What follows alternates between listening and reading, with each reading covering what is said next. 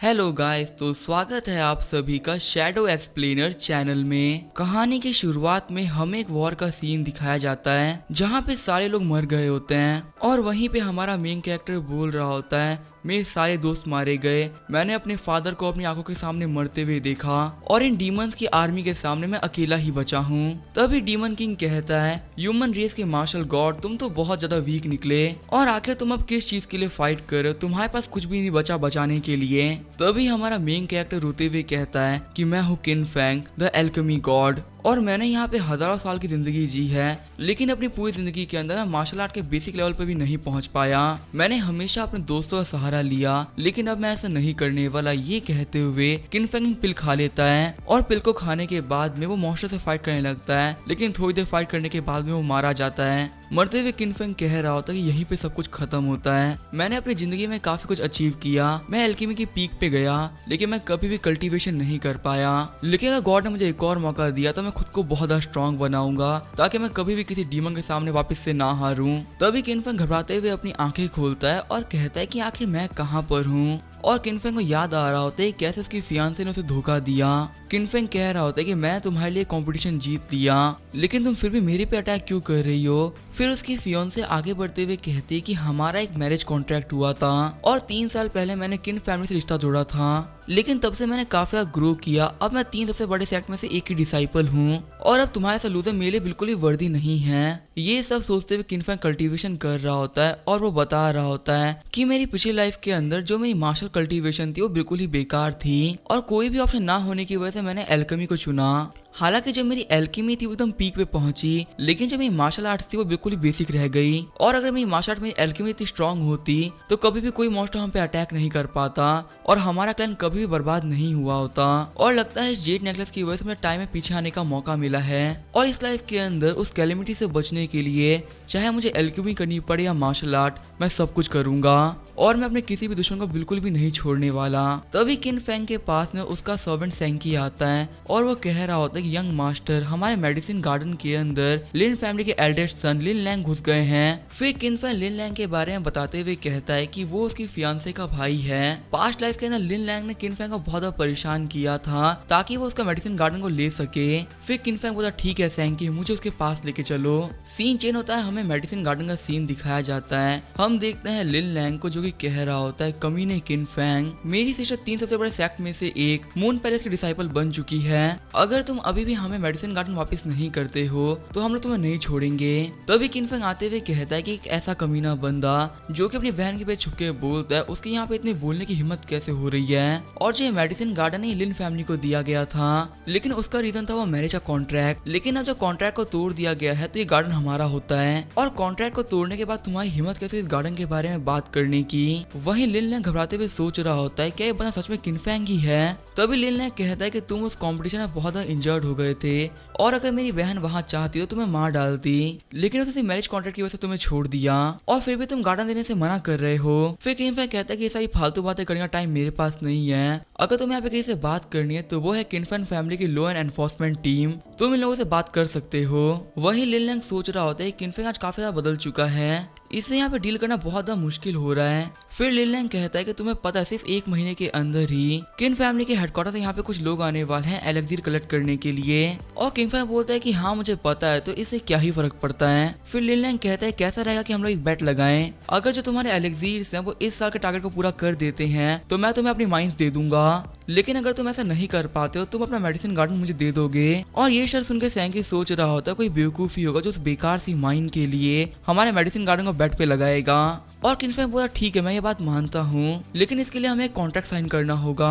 फिर king Fang और लिन Lang contract sign करते हैं और लिन लैंग वहां से हंसते हुए चला जाता है और जाते हुए कह रहा होता है कि भगवान इस बेवकूफ को बचाए। वहीं शैंकी भी कह रहा होता है कि मुझे लगा था जो हमारे यंग मास्टर हैं वो अब बड़े हो चुके हैं, लेकिन मैं गलत सोच रहा था, हमारे यंग मास्टर अभी भी एक बच्चे ही हैं। और किंग फैंग हंसते हुए कह रहा होता है कि एक हजारों साल का बच्चा, इन बेचारों को यहाँ पे बिल्कुल भी नहीं पता कि यहाँ पे क्या होने वाला है। सीन चेंज होता है, हम देखते हैं किंचन बैठे कल्टीवेशन कर रहा होता है, तभी वो अपने मुंह से खून खांसता है। फिर किंचन कहता है कि मैंने की एंड ब्लड के फर्स्ट लेवल को क्लियर कर लिया है और क्योंकि मैं शेन ट्रांसफॉर्मेशन आर्ट को यूज कर रहा हूँ इसी वजह से मुझे ब्लड लॉस से कोई प्रॉब्लम नहीं हो रही। फिर कहानी सुनाने वाला हमें वॉरियर्स के 6 रियलम के बारे में बताता है। सबसे पहला रियलम होता है की एंड ब्लड रियलम, दूसरा रियलम होता है टेम्परिंग स्टेट, तीसरा लेवल होता है ग्रैंड मास्टर रियलम और उससे ऊपर होता है वॉइड रियलम। फिर आता है वर्चुअल गॉड रियलम और सबसे ज्यादा पावरफुल होता है गॉड डिस्ट्रॉइंग रियलम। और ये 6 के 6 रियलम 9 लेवल में डिवाइडेड हैं। और मेरी पिछली लाइफ के अंदर मेरी फियांसे ने मेरे पे एक स्नीक अटैक कर दिया था, इसी वजह से मैं लाइफ में कभी भी मार्शल आर्ट को प्रैक्टिस नहीं कर पाया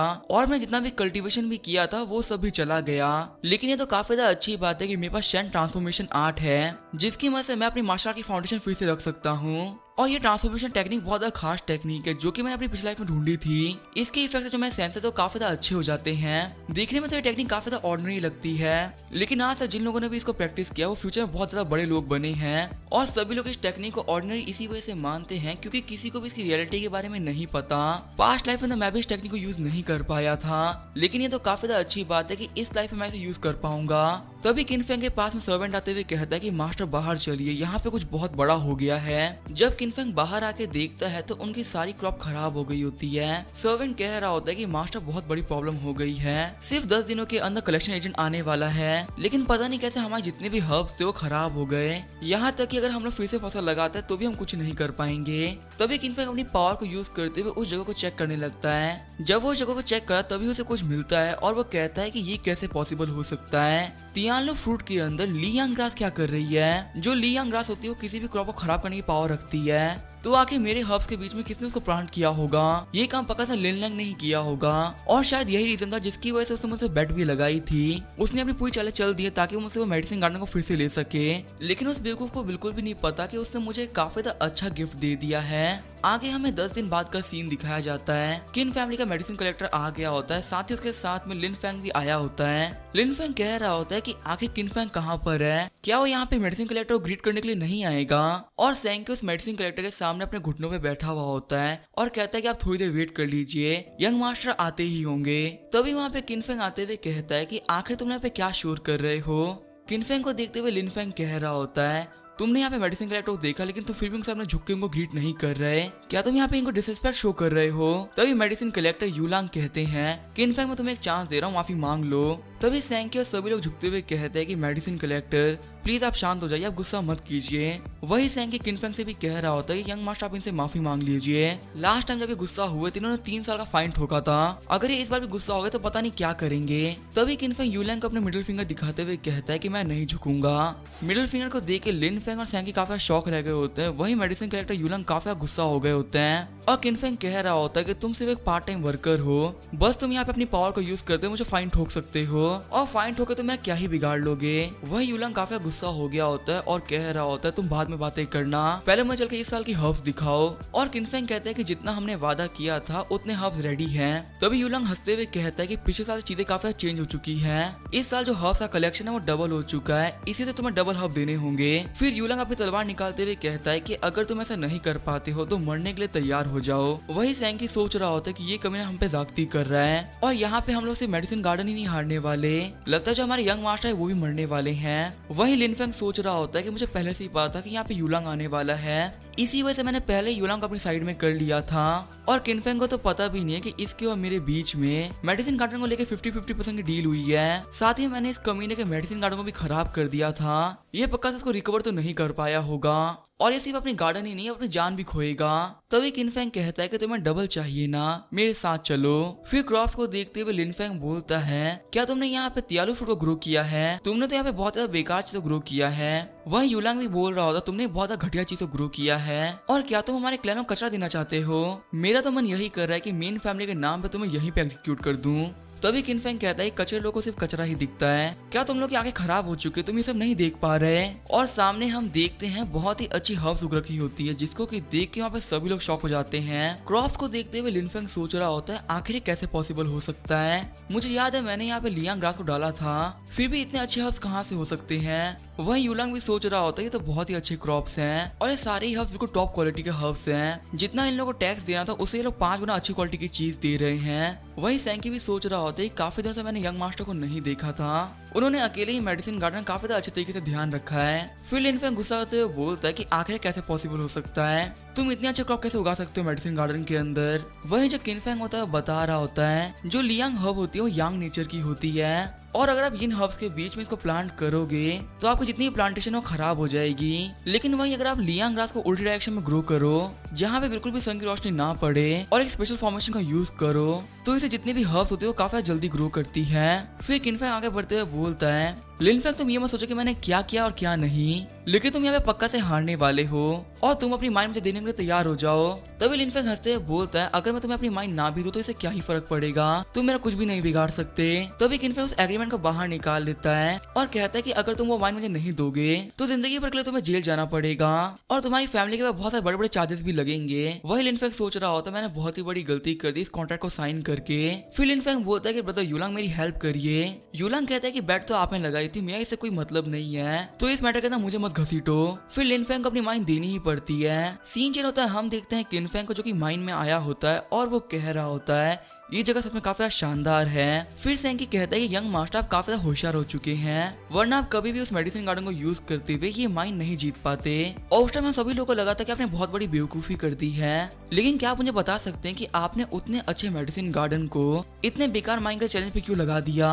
क्या यहाँ पे कोई बहुत ज्यादा अच्छी चीज छुपी हुई है? तभी किनफेंग बोलता है कि नहीं यहाँ पे कुछ भी नहीं है, मुझे तो बस उस कमीने को सबक सिखाना था, इसी वजह से मैंने बेट लगाई थी। ये बात जान के किनफेंग से मदद के लिए बेट लगाई थी, सेंकी काफी शौक रह गया होता है। फिर किनफेंग हमें बताता है कि सेंकी बिल्कुल सही कह रहा है, एक मेडिसिन गार्डन के सामने एक माइंड बिल्कुल ही बेकार चीज होती है। पर मेरी प्रीवियस लाइफ के अंदर मुझे कुछ पता चला था जितनी माइंड सिंपल दिखती है उतनी सिंपल है नहीं। इसके अंदर जो ब्लैक आयरन ओर है वो काफी शानदार मटेरियल है और अगर हम लोग ब्लैक आयरन ओर को सही से यूज कर पाए तो इसकी वैल्यू मेडिसिन गार्डन जैसी ही होगी। तभी किनफेंग के पास में गार्ड दौड़ते हुए आता है और कहता है मास्टर वहाँ पे कुछ बहुत बड़ा हुआ है, पास ही में हमारी एक माइंड रह गई है और उस माइंड के अंदर 15 से 20 वर्कर दब के मारे जा चुके हैं। फिर हमें गिरी हुई माइंड के बाहर का सीन दिखाया जाता है जहाँ पे सभी वर्कर का परिवार बैठ के रो रहा होता है। वहीं उन लोगों को देखते हुए सेंकी बोल रहा होता है आखिर ये कैसे पॉसिबल हो सकता है, जैसे ही इस माइंड की ओनरशिप हमारे हाथों में आई ये माइंड रह गई, इसका मतलब गॉड हमसे खुश नहीं है। फिर उन सभी माइनर्स के फैमिली वाले बोलते हैं ये तो किन फैमिली का यंग मास्टर है, ये सब इसी कमीने की वजह से हो रहा है। जब तक लिन फैमिली यहाँ पे थी यहाँ पे कुछ भी नहीं हुआ था, लेकिन किन फैमिली के इस माइंड को अपने हाथ में लेते ही गॉड गुस्सा हो गए और गॉड ने अपने गुस्से का हमारे परिवार के लोगों पे उतार दिया। ये सब इसी कमीने की वजह से हो रहा है, अगर इसने माइंड को अपना नहीं बनाया होता तो हमारे परिवार के लोग बिल्कुल ही मरे नहीं होते। सब कुछ देखते हुए सेंकी बोलता है कि मास्टर ये जगह काफी डेंजरस हो चुकी है, आपको यहाँ पे और नहीं रुकना चाहिए, आप ऐसे चले जाइए। किनफेंग कहता है कि नहीं मैं यहाँ से नहीं जाऊंगा। साथ ही वो सोच रहा होता है हमारे हाथों में ये माइंड आते ही ढह गई, ये कोई कोइंसिडेंस तो नहीं हो सकता, ये किसी की चाल है। फिर किनफेंग अपनी सिक्स सेंस का यूज करते हुए माइंड के अंदर देखता है और उसे पता चलता है कि जितने भी लोग अंदर फंसे हुए हैं उनमें से कोई मरा नहीं है, वो सभी लोग सिर्फ बेहोश हुए हैं और जो माइंड वो अंदर से बिल्कुल ठीक है, बाहर से उसका गेट ढहा है और ये काम पक्का से लिन फेंग ने करवाया होगा, उसने यहाँ पे गेट पे एक्सप्लोजन करवाए होंगे जिसकी वजह से ये माइंड ढह गई। और उसका मेरा प्लान यही है कि वो माइनर्स के फैमिली के हाथों मेरे को मरवा दे जिससे कि यहाँ पे मैं भी मर जाऊँ, उसका काम भी हो जाए। फिर किनफेंग चिल्लाते हुए कहता है कि सभी लोग मेरी बात सुनो, अंदर यहाँ पे जितने भी लोग फंसे वो सभी जिंदा हैं, अगर हम लोग गेट पे लगे हुए सारे रॉक्स को हटा दे तो हमको बचा सकते हैं। और मैं यहाँ पे सभी लोगों को बोलूँ कि हमको ब्लेम मत कीजिए, प्लीज अपने लोगों को बचाने में हेल्प करिए। तभी यहाँ पे सभी लोग रोते हुए बोलते कि तुम क्या फालतू बातें कर रहे हो, यहाँ पे एक पूरी माइंड रह गई और तुम कह रहे हो कि अंदर लोग जिंदा बचे होंगे, आखिर तुम मरे हुए लोग के बारे में झूठ कैसे कह सकते हो। और ये सब देख के लिन फेंग हंस रहा होता है और कहता है किनफेंग तो बहुत ही बड़ा बेवकूफ है, भले से यहाँ पे कुछ भी कर ले पर ये बचने वाला नहीं है। फिर वहाँ पे जितने माइनर्स के फैमिली वाले होते हैं वो किनफेंग को मारने के लिए आगे बढ़ने लगते हैं और ये कह रहा होता है कि मास्टर आप यहाँ से चले जाइए वरना ये लोग आपको मार डालेंगे। फिर किनफेंग कहता है किन फैमिली के गार्ड्स इन लोगों को मत रोको, इन सभी के हाथों में वेपन्स दे दो और अभी इनके ऊपर है कि उस वेपन से मुझे मारते हैं या अपने बचे हुए लोगों को बचाने की कोशिश करते हैं। और अगर आप सभी लोग यहाँ पे गिव अप करना है तो आप गिव अप कर सकते हैं, लेकिन मैं अपनी लाइफ पे कसम भाई कहता हूँ कि वो सभी लोग बिल्कुल ठीक है। अगर यहाँ पे खुदाई करने के बाद में भी आप लोग को वो सही नहीं मिलते तो मुझे मार डालना, मुझे मारने के बावजूद मैं आपको कुछ नहीं कहूंगा और ना ही मेरी किन फैमिली आप लोगों से बदला लेने के लिए आएगी। लेकिन अभी आप लोगों पे कि आखिर आप लोग मदद करते हैं कि नहीं। फिर वहाँ पे सभी लोग आपस में बात करने लगते हैं कि हमें एक बार बिलीव करना चाहिए। फिर सभी लोग आगे बढ़ते उस माइंड को खोदने लगते हैं। वही किनफेंग सैंकी को बोलता है कि तुम्हें मेरे लिए काम करना है। वही सैंकी सोच रहा होता है कि आखिर यंग मास्टर मुझे काम करने के लिए क्यों कह रहे हैं और उन सभी को माइंड खोदते हुए देख के लिनफेंग कह रहा होता है इसे और अच्छे से खोदो, अगर तुम्हें उन सारे वर्कर्स की बॉडी मिल भी आती है तो भी तुम कुछ नहीं कर पाओगे क्योंकि मैंने उन सभी लोगों को मारने के लिए अंदर एक पॉइजनस गैस डाली है जिससे कि उन लोगों के लिए बचना काफी ज्यादा मुश्किल हो जाएगा। और किनफेंग तुमने लोगों के सामने बहुत बड़ी बड़ी बातें कर दी है, अब तो तुम बिल्कुल भी नहीं बचने वाले। जैसे ही सभी लोग अपने लोगों को मरा हुआ देखेंगे तुम्हें भी मार डालेंगे। खोदते खोदते फाइनली वो लोग गेट को खोद देते हैं। फिर वो सभी लोग देखते हैं कि अंदर जितने ही वर्कर्स होते हैं वो मरे हुए पड़े होते हैं और वो लोग रोते हुए कहते हैं कि आपने झूठ कहा, यहाँ पे जितने भी लोग पड़े हुए वो सभी मर चुके हैं। फिर लिनफेंग वहाँ पे आते हुए कहता है कि ये सभी उस कमीने किनफेंग की गलती है, तुम लोग को उस कमीने को जिंदा नहीं छोड़ना चाहिए। फिर वो सभी लोग आगे बढ़ते हुए कह रहे होते हैं कि हमारे लोग की जान गई है, हम तुम्हें भी नहीं छोड़ने वाले किनफेंग। लिनफेंग बाहर से खड़े हुए किनफेंग को देख रहा होता है और सोच रहा होता है इसे पक्का यही लग रहा होगा कि मैंने ये सब किया है, लेकिन इस बच्चे के पास में कोई प्रूफ नहीं कि मैंने ये सब किया है और ना ही इसे कोई प्रूफ मिलने वाला है। और इसने पक्का से डर के मारे अपनी पैंट भी गीली कर दी होगी और ये सोच रहा होगा कि आखिर मैं घर कैसे जाऊं। तभी सैंकी किनफेंग की मंगाई हुई चीज लेके आता है और किनफेंग वहाँ पे खड़े हुए देख के लिनफेंग सोच रहा होता है आखिर ये भाग क्यों नहीं रहा, यहाँ पे रखे क्या करने की सोच रहा है। फिर किनफेंग सभी लोग को ऑर्डर करता है कि इस फ्रूट को काफी ज्यादा अच्छे से खाओ और इसको खाने के बाद में दूसरे के मुंह में इसे अपने मुंह से ट्रांसफर कर दो। और किनफेंग के लोग को ये सब करते हुए देख के लिनफेंग बोलता है देखो तुम्हारे फैमिली मेंबर्स की डिसरिस्पेक्ट कर रहा है, उन लोग के मरने के बाद भी ये कमीना उनको नहीं छोड़ रहा। वहीं जो सारे लोग होते हैं वो काफी गुस्सा हो गए होते और वो कह रहे होते कि हम इस कमीने को मार डालेंगे, ये हमारे मरे हुए फैमिली मेंबर्स की इंसल्ट कर रहा है। वही किनफेंग कहता है कि सैंकी डरो मत, जैसा मैं कह रहा हूँ वैसे ही करते रहो। वही किनफेंग भी उन सभी लोग के मुंह में अपने हाथों से वो मेडिसिन डाल रहा होता है। जो सैंकी होता है वो भी सोच रहा होता है कि मास्टर आपने ये काम करवा दिए, इसे तो बेहतर मौत ही थी। तभी वहाँ पे जो मरे हुए वर्कर्स होते हैं वो उठ के बैठ जाते हैं, जिसको कि देख के वहाँ पे जितने भी लोग होते हैं वो सभी शॉक रह गए होते हैं। फिर एक औरत आगे बढ़ते हुए कहती है कि मेरा पति जिंदा है और मास्टर किनफेंग ने बिल्कुल सही कहा था। वही जो किनफेंग होता है वो कह रहा होता है ये सभी लोग मरे नहीं थे, असल में जो इन्होंने पॉइजन सूंघा है उसका नाम है स्वयं मिदामा। फिलहाल इस पॉइजन को ठीक करने का कोई भी रास्ता नहीं है, लेकिन अगर तुम तियानलू फ्रूट किसी को मैश करके खिलाते हो तो वो आराम से इस पॉइजन के इफेक्ट से बाहर निकल सकता है। इसी वजह से मैंने सैंकी से तियानलू फ्रूट मंगवाए थे ताकि मैं इन माइनस को ये खिला सकूं। और लगता है कि इस एरा के अंदर सिर्फ मैं ही अकेला वो इंसान हूँ जिसको कि इस टेक्निक के बारे में सब कुछ मालूम है। फिर किनफेंग वर्कर के पास जाते हुए कहता है कि मुझे सही से ही बताओ आखिर तुम यहाँ पे बेहोश कैसे हो गए थे और तुम लोगों को पॉइजन किसने सुंघाया था। तभी वो वर्कर कहता है कि हाँ मुझे याद आया, हमें बेहोश करने वाला लिन लैंग था। उस कमीने ने पहले हम लोग को इस केव के अंदर बंद करने की कोशिश करी और जब हम लोगों ने उसकी बात नहीं मानी तो वो हमको पॉइजन सुंघा के भाग गया और इस पॉइजन सूंघते ही हम सभी लोग बेहोश हो गए थे। फिर सारे वर्कर कहते हैं कि हाँ इसी कमीने ने हमें बेहोश किया था और हमें यहाँ पे मरने के लिए छोड़ के भाग गया। फिर किनफेंग कहता है कि ब्रदर लिन लैंग लगा नहीं था कि आप कुछ ऐसा कर सकते हैं, पर लगता है सच्चाई सबके सामने आ चुकी है और क्या यहाँ पे जितने भी लोग गुस्सा आ रहा था कि मैंने उनके फैमिली मेंबर्स को मार दिया है, क्या उनको अब गुस्सा नहीं आ रहा। यही वो कमी है जिसने कि आपके फैमिली मेंबर्स को मरने के लिए छोड़ दिया था। वही जो लिन लैंग होता है उसके डर के मारे सुसु हो गई होती है और वो कह रहा होता है प्लीज मुझे मत मारो।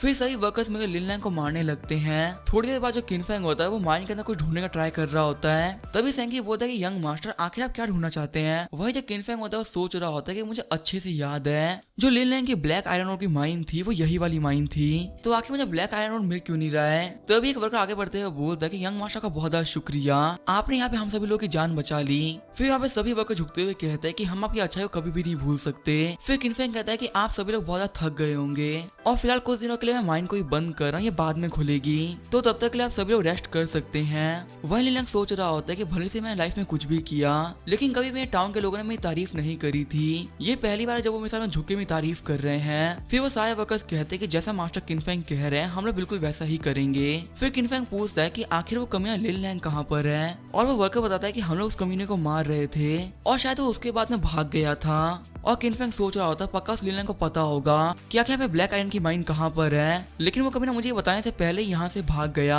फिर सैंकी वहाँ पे आता है और कहता है कि मास्टर यहाँ पे सब कुछ शांत हो चुका है, अब हम सभी लोग घर चलना चाहिए। फिर किनफेंग सैंकी से कहता है क्या तुम्हें पासी के टाउन के लोन शार्क्स के बारे में पता है, और सैंकी कहता है कि हाँ मैं उनको जानता हूँ, वो सभी लोन शार्क काफी खतरनाक लोग हैं, उन लोगों से पैसा उधार लेना और उनका पैसा वापस करना दोनों ही बहुत मुश्किल है, और अगर आप गलती से भी उनका पैसा वापस नहीं कर पाते हो तो वो आपकी हालत खराब कर देंगे और आपके टांगे तोड़ देंगे। और ज्यादातर लोग उनका पैसा वापस इसी वजह से नहीं कर पाते क्योंकि जो उनका इंटरेस्ट रेट है वो बहुत ज्यादा हाई है। सिर्फ कुछ बेवकूफी होते हैं जो कि उनसे पैसा उधार लेते हैं। लेकिन मास्टर आप मुझे उनके बारे में क्यों पूछ रहे हैं, कहीं आप उनसे पैसा लेने तो नहीं सोच रहे ना।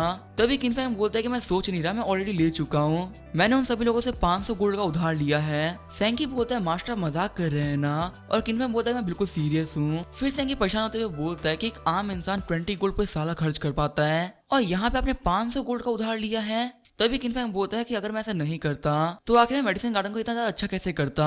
फिर सेंकी कहता है कि मेडिसिन गार्डन से हम साल के 100 गोल्ड कमा पाते हैं, आपने उस गार्डन के पीछे 500 गोल्ड का उधार ले लिया है, आखिर हम इसे पे बैक कैसे करेंगे। वो जो किनफेंग होता है वो सोच रहा होता है कि मैंने आयरन मैन के लिए सब कुछ किया है, तुझे पूरा उधार वो भी आयरन मैन नहीं चुकाएगी। लेकिन हमें सबसे बड़ी प्रॉब्लम तो यही है कि जो लिन लैंग है वो यहाँ से भाग चुका है, तो आखिर मुझे ब्लैक आयरन मैन के बारे में बताएगा कौन। वो जो सैंकी होता है वो कह रहा होता है कि अब सब कुछ खत्म हो चुका है, अब हमारा मेडिसिन गार्डन भी जाएगा और हम लोग भी मरेंगे। और उन लोगों को जाते हुए एक लड़की देख रही होती है। सीन चेंज होता है, हम देखते हैं किनफेंग अपने घर पे आ गया होता है। जैसे ही वो अपने घर पे आता है वो देखता है अपने फादर को, और किनफेंग के फादर बोल रहे होते हैं कि तुम्हें देखे बहुत ज्यादा टाइम बीत गया, आखिर तुम्हें हेल्थ कैसी है बेटा।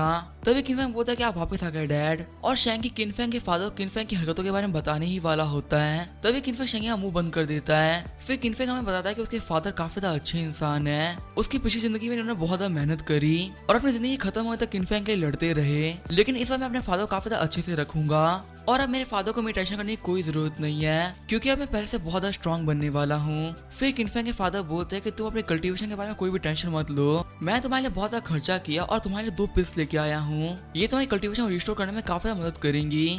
तभी किनफेंग बोलता है कि फादर मेरी इंजरीज ठीक हो चुकी है, अब से आपको मेरे बारे में चिंता करने की कोई भी जरूरत नहीं है। साथ ही किनफेंग सोच रहा होता है कि लगता है मेरे फादर को मेरी इंजरीज के बारे में बहुत ज्यादा टेंशन हो चुकी है, और मैं ये चीज बिल्कुल भी नहीं सोच सकता कि मेरे फादर ने कितनी ज्यादा मेहनत करी होगी ताकि वो इन 2 महंगी पिल्स को खरीद सके। फिर किनफेंग के फादर बोलते हैं कि तुम्हारी कल्टीवेशन इतनी गिर कैसे गई है, तुम तो की ऑफ ब्लड के फर्स्ट लेवल पे आ चुके हो। तभी किनफेंग बोलता है कि फादर आप टेंशन मत लीजिए, चलिए पहले हम लोग घर चलते हैं, मेरे को आपको बहुत कुछ बताना है। सीन जो होता है किनफेंग और उसके फादर घर पे आ गए होते हैं। किनफेंग के फादर कह रहे होते हैं कि तुम्हारे कहने के हिसाब से तुम एक एल्केमी मास्टर के स्टूडेंट बन चुके हो और तुम ऑलरेडी एक एल्केमिस्ट भी हो, ये तो एक बहुत बड़ी बात है। और किनफेंग कह रहा होता है कि मेरे मास्टर ने मुझसे कहा है कि मैं एक यूनिक टैलेंट हूँ। किनफेंग के फादर हंसते हुए कहते हैं कि मुझे पता ही था, मेरा बेटा एक नॉर्मल इंसान नहीं हो सकता, वो पक्का से एक जीनियस है। वैसे जो तुम्हारे मास्टर है वो कहाँ रहता है, मैं उनसे मिलकर उनको ग्रीट करना चाहूंगा। तभी किनफेंग बोलता है कि फादर मुझे माफ करिएगा, मेरे मास्टर काफी अलग इंसान है, वो किसी से मिलना पसंद नहीं करते, यहाँ तक कि ज्यादा लोग तो उनके बारे में जानते तक भी नहीं है, वो आपसे मिलना पसंद नहीं करेंगे। तभी किनफेंग के फादर बोलते हैं कि हाँ तुम सही कह रहे हो, जितने भी हाई लेवल के एक्सपर्ट होते हैं वो बाहर के लोगों से मिलना नहीं चाहते हैं। वही किनफेंग सोच रहा होता है कि मुझे मेरे पापा से झूठ कहना पड़ रहा है, लेकिन आखिर मैं कर भी क्या सकता हूँ। अगर मैं उनको ये भी बता दूं कि मैं फ्यूचर से आया तो वो मेरी बात को नहीं मानेंगे, इसलिए उनको ये कहना कि मेरा एक एल्केमी मास्टर ये काफी ज्यादा अच्छा रहेगा और इससे मैं टेंशन भी नहीं लेंगे। फिर किनफेंग के फादर कहते हैं कि मुझे फिर से बाहर जाना पड़ेगा, लेकिन इस बार मेरे पास तुम्हारे लिए कुछ है, अगर फ्यूचर में मैं तुम्हारे साथ में ना हूँ और अगर तुम्हें कोई भी ऐसी प्रॉब्लम आए जिसको तुम खुद से सॉल्व ना कर पाओ तुम इसको यूज कर सकते हो। ये हमारी किन फैमिली का बैटल ऑर्डर है। और बैटल ऑर्डर को देखते हुए किनफेंग सोच रहा होता है कि मेरे फादर मुझे इतना जरूरी चीज दे रहे हैं, मेरे फादर मेरी बहुत ज्यादा वैल्यू करते हैं। फिर किनफेंग के पास जाते हुए कहते हैं कि मैं बहुत दिनों बाद लौटने वाला हूँ और हमारी जो फैमिली है मैं तुम्हारे पास छोड़ के आ रहा हूँ बेटा, तो इसका काफी ज्यादा अच्छे से ध्यान रखना। तभी किनफेंग कहता है कि फादर आप टेंशन मत लीजिए, मैं इसका काफी ज्यादा अच्छे से ध्यान रखूंगा। साथ ही किनफेंग सोच रहा होता है कि मेरे फादर ने मुझे किन फैमिली का बेटर ऑर्डर दिया है और ये देखे मेरे फादर ने शो किया है कि वो मुझे कितना पसंद करते हैं और मेरे ऊपर किए गए इस भरोसे में कभी भी टूटने नहीं दूंगा, मैं अपने फादर का सिर कभी भी नहीं झुकने दूंगा। आगे अगले दिन सैंकी कह रहा होता है यंग मास्टर काफी देर से कोई हमारा दरवाजा पीट रहा है, कहीं वो लोन शार्क तो नहीं। वहीं जो किनफेंग होता है काफी घबरा गया होता है और कहता है कि सैंकी मेरी बात सुनो, हमारी फैमिली के जितने भी गार्ड्स हैं सभी लोग को बुला के लेके आ जाओ और कह दो कि वो लोग दरवाजे पे तैनात हो जाएं। बाहर निकलते हुए किनचेंग सोच रहा होता है कि आज तो मैं गया, वो लोन शार्क में बिल्कुल भी नहीं छोड़ने वाले और मेरा मन कहता है कि कल मैं अपने फादर से पैसे मांग लूं, लेकिन उन्होंने मेरे लिए बहुत सी महंगी पिल खरीद ली थी, इसी वजह से मैं उनसे पैसे नहीं मांग पाया और मेरे पास जितनी भी सेविंग्स थी वो सब खर्च हो चुकी है। पता नहीं अब मैं क्या करूंगा, अगर मैं पैसा नहीं दे पाया तो ये जो लोन शार्क है वो मेरे घर को भी रख लेंगे। फिर किनचेंग बोलता है गेट खोल दो। साथ ही वो सोच रहा होता है कि लगता है मुझे फाइट के लिए तैयार होना चाहिए, यहाँ पे काफी खतरनाक फाइट होने वाली है। तभी सैंकी कहता है कि मास्टर अपनी आंखें खोलिए और हम देखते जो आई होती है वो एक लड़की होती है और इस लड़की को देख के किनचेंग सोच रहा होता है क्या ये एक लोन शार्क है और दिखने में तो बहुत ज्यादा प्यारी है। फिर वो लड़की कहती है कि मेरा नाम है हाओ चैन। तभी सैंकी पूछता है कि तुम कौन हो और हाओ चैन कहती है कि मैं यहाँ पे उनसे मिलने के लिए आई हूँ जिन्होंने मेरी जिंदगी को बचाया है। वही किनचेंग अभी भी सोच रहा होता है तो बहुत प्यारी दिखती है। फिर सैंकी बोलता है क्या तुम एक लोन शार्क हो और हाओ चैन कहती है कि नहीं मैं माइन में काम करती हूँ और मैं कोई लोन शार्क नहीं हूँ। फिर हमें बताया जाता है कि हाओ चैन अभी तक एक लड़का बन के माइंड में काम कर रही थी और उसने अपनी रियल आइडेंटिटी को छुपा के रखा हुआ था वह जो किंचन होता है वो सोच रहा होता है मैं इसको पहचानता हूँ। जब हम सभी लोग माइंड में सब लोगों को मेडिसिन खिला रहे थे तब इस लड़की को मेडिसिन मैंने अपने मुंह से खिलाई थी। और अगर मैं सच बताता तो मैंने वहाँ पे किसी के भी ना देखने का बहुत फायदा उठाया था और मुझे वो काम करने में काफी मजा भी आया था। फिर किंचन कहता है कि तुम यहाँ पे मुझे ढूंढने के लिए आई हो और किंचन सोच रहा होता है कि आखिर मुझे कैसे रिपे करेगी, कहीं ये लड़की मेरे साथ शादी करने की तो नहीं सोच रही ना। अभी शादी के मेरे कोई भी प्लान्स नहीं है। तभी हाउचन कहती है कि आपने मेरी लाइफ को बचा है, इसी वजह से मैं आपको कुछ बताना चाहती हूँ। मुझे पता है कि ब्लैक आयरन उनकी माइंड कहाँ पर है। तभी किंचन बोलता है कि तुम्हें ब्लैक माइंड के बारे में कैसे पता है, क्या तुम उस टाइम बेहोश नहीं हो गई थी और आखिर तुम्हें कैसे पता चला कि मुझे ब्लैक माइंड चाहिए। तभी वो लड़की कहती है कि मैं हाथों हाथ बेहोश नहीं हुई थी और ऐसा इसी वजह से क्योंकि मेरे पास डिटॉक्सिफिकेशन पिल थी जिसका यूज करते मैं थोड़ी देर तक जाग पाई थी और उसी को मैंने लिन लैंग के मुंह से इस ब्लैक आयरन माइंड के बारे में सुना था। तभी किंचन हाउचन का हाथ पकड़ते हुए बोलता है कि ब्लैक माइंड को छोड़ो, तुमने कहा कि तुमने खुद से बनाई हुई एक पिल ली थी, इसका मतलब तो यही है कि तुमने खुद से एल्केमी सीखी है। और हाउचन कहते हैं कि हाँ मैंने थोड़ी बहुत एल्केमी सीखी है किताबें पढ़ के। वही जो किंचन होता है वो सोच रहा होता है इसने सिर्फ किताबें पढ़ के एल्केमी सीख ली और अगर मैं इसका टीचर बन जाता तो ये काफी ज्यादा हाई लेवल की एल्केमिस्ट बन सकती है। फिर किंचन पूछता है क्या तुम एक एल्केमिस्ट बनना चाहोगी। तभी हाउचन कहते हैं कि मैं काफी गरीब हूँ, मुझे मेरे पेरेंट्स को सपोर्ट करना है, अगर मैं यहाँ पे काम नहीं करती हूँ तो मेरे पेरेंट्स को सपोर्ट कौन करेगा। तभी किंचन कहता है कि अपने पेरेंट्स की टेंशन मत लो, तुम्हारे पेरेंट्स को मैं संभाल लूंगा। और वैसे मैं तुम्हें बताऊं कि मैं काफी ज्यादा अच्छा एल्केमिस्ट हूँ, मैं तुम्हें एल्केमी के बारे में बहुत सारी चीजें सिखा सकता हूँ, बस तुम यहाँ पे मुझे ये बताओ कि तुम मुझे फॉलो करने के लिए तैयार हो या नहीं। ये सब बोलते हुए किंचन सोच रहा होता है कि मेरी पिछली लाइफ के अंदर मैं काफी परेशान हो चुका था क्योंकि एल्केमी का गॉड होने की वजह से मैं दिन में पिल रिफाइन करनी पड़ती थी और ये भी एक बहुत बड़ा रीजन था जिसकी वजह से मैं मार्शल आर्ट नहीं सीख पाया। लेकिन मैं इस लड़की को काफी अच्छे से रिफाइनिंग सिखाऊंगा और एक बहुत ज्यादा अच्छा एल्केमिस्ट बनाऊंगा ताकि मैं फ्यूचर में अपना काम इससे करवा सकूं। वहीं जो हाउचन होती है वो सोच रही होती है कि इन्होंने कहा कि मैं अपने पेरेंट्स को इनके ऊपर छोड़ सकती हूँ और इन्होंने मुझसे ये भी कहा कि मुझे स्टेप बाय स्टेप सब कुछ सिखाएंगे, क्या इन्होंने मुझसे शादी करने के बारे में पूछा है। फिर हाउचन कहते ठीक है मैं प्रॉमिस करती हूँ मैं आपको कभी भी धोखा नहीं दूंगी। फिर किंचन कहता है तुमने काफी अच्छा डिसीजन लिया, अब तुम्हें काफी अच्छे से पढ़ाई करनी है ताकि तुम्हें काफी ज्यादा अच्छे एल्केमिस्ट बन सको। वहीं हाउचन चलते हुए सोच रही होती है कि मुझे काफी अच्छा हस्बैंड मिल गया और किंचन सोच रहा होता है कि मुझे काफी अच्छा एम्प्लॉय मिल गया। दोनों ही अपनी गलतफहमियों को लेते हुए आगे बढ़ रहे होते हैं। आगे हमें कुछ दिनों बाद का सीन दिखाया जाता है। किंचन अपने सभी लोगों को लेकर फैंगमिन सिटी के अंदर आया होता है। सैंकी कह रहा होता है कि यंग मास्टर हम लोग फैंगमिन सिटी में आए हैं ताकि हम लोग ब्लैक आयरन ओर बेच सके, लेकिन आखिर हम लोग कितना आयरन ओर बेचने वाले हैं। किंचन कहते हैं कि हम यहाँ पे ज्यादा नहीं बेचने वाले, हमें बस यहाँ पे लोन शाह का पैसा कंप्लीट करना है, हमें सिर्फ 1000 पीसेस को बेचना है। सैंकी कहते हैं ये अमाउंट तो बहुत ज्यादा होता है, देखा तो लिन लैंग ने बहुत सारा ब्लैक आयरन छुपा के रखा था, अगर हम लोग को कोई काफी अच्छा दुकानदार मिल गया तो हम इसको बेच सकते हैं। तभी किंचन बोलता है कि मुझे 10,000 गोल्ड में बेचना है क्योंकि ब्लैक आयरन को ढूंढने के चक्कर में लोन शाह की पेमेंट करने में बहुत ज्यादा लेट हो गया है और इसी वजह से इंटरेस्ट के हिसाब से हमें 10,000 गोल्ड देने होंगे। ये सुनकर सैंकी के जितने भी गार्ड्स होते हैं सभी शॉक हो गए होते हैं और वो कहते हैं क्या 10,000 गोल्ड, इतनी बड़ी पेमेंट हम लोग कैसे करेंगे, हमारे पास सेट के लिए इतना बड़ा पेमेंट करना बहुत ज्यादा मुश्किल है। तभी किंचन कहता है तुम लोग टेंशन मत लो, मैं यहाँ पे हूँ ना, मैं सब कुछ ठीक कर दूंगा। साथ ही किंचन सोच रहा होता है कि मैंने और हाउचन ने बहुत ज्यादा मेहनत करी है ताकि हम उस ब्लैक आयरन को काफी अच्छे से रिफाइन कर सके और मैं ज्यादा कॉन्फिडेंट को जैसे ही कोई इसको देखेगा उसे पक्का से खरीदना चाहेगा, वो एक मास्टरपीस है। लेकिन जैसे लोग दुकान पे आते हैं दुकानदार कहता है क्या 10,000 गोल्ड, तुम्हारे ब्लैक आयरन के लिए तो मैं 500 गोल्ड भी ना दूं, आखिर तुम लोग इतना बड़ा अमाउंट सोच भी कर सकते हो। और ये सारी बात सुनकर किंचन एकदम शॉक रह गया होता है और हम देखते हैं लोग फैंगमिन सिटी की सबसे बड़ी शॉप में आए होते हैं और जो शॉपकीपर होता है वो कह रहा होता है कि तुम्हारा ब्लैक आयरन एकदम बेकार चीज है, ये मुझे बिल्कुल भी पसंद नहीं है, इसको वापस लेके चले जाओ।